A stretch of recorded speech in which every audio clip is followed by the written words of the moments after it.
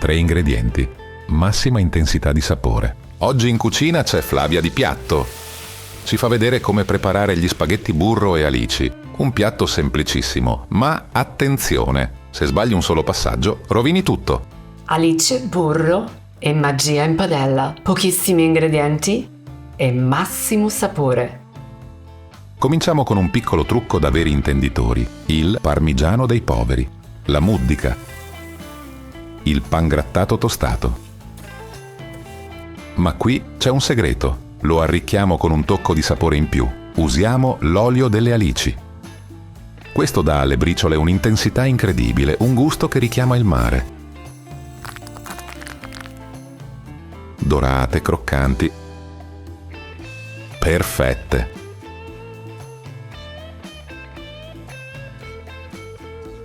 E adesso un pizzico di freschezza. Flavia trita un po' di prezzemolo che andrà a bilanciare i sapori con il suo aroma vivace.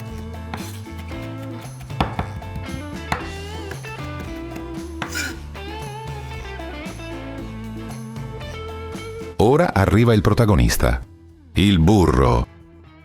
Ci sono tante ricette italiane in cui gli stranieri sbagliano mettendoci il burro, carbonara, cacio e pepe, ma qui è tradizione.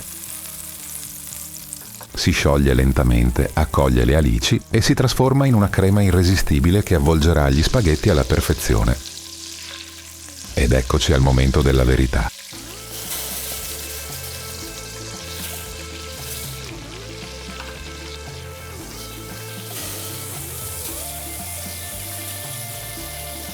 Qui il segreto è non friggerle. Devono sciogliersi delicatamente, rilasciando il loro sapore senza bruciarsi.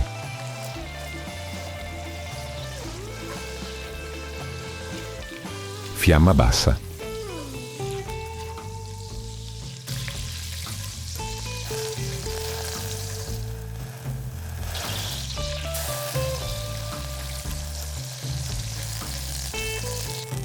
Il burro si scioglie, mentre le alici si fondono diventando quasi una crema.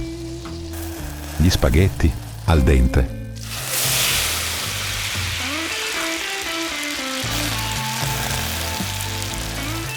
Non scolarli troppo, l'acqua di cottura è l'arma segreta.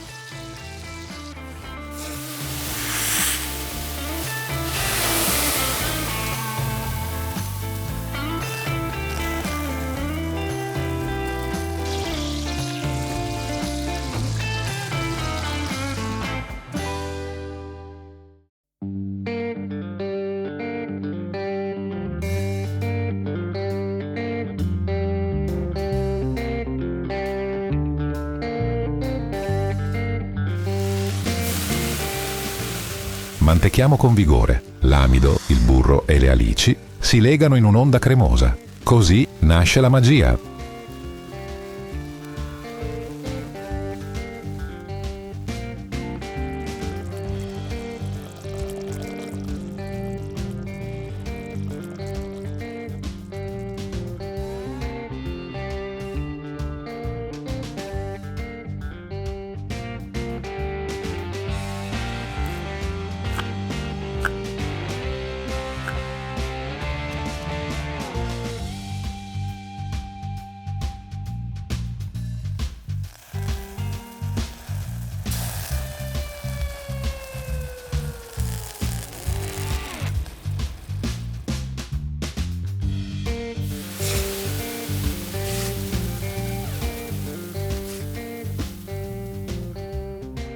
E ora vogliamo sentire voi, spaghetti, burro e alici, li fate così? Qual è il vostro segreto per questa ricetta? E già che ci siete, se amate la vera cucina italiana, qui su Piatto trovate solo ricette autentiche, senza sciocchezze. Allora, vi iscrivete o no? Flavia vi aspetta nei commenti. Flavia assaggia e ci dice com'è venuto questo piatto.